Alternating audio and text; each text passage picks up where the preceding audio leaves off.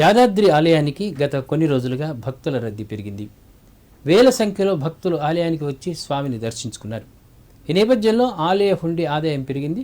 యాదాద్రి ఆలయ హుండీలో ద్వారా 2 కోట్లకు పైగా ఆదాయం సమకూరింది.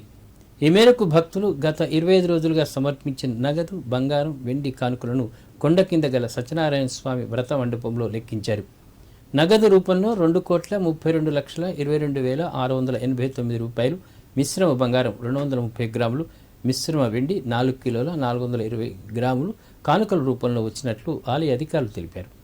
అలాగే UAE, America, Australia, Canada, Singapore, Nepal, Qatar, Thailand, New Zealand, Britain, Saudi Arabia, Oman, Malaysia దేశాల నగదు కూడా హుండీ ద్వారా వచ్చినట్టు చెప్పారు.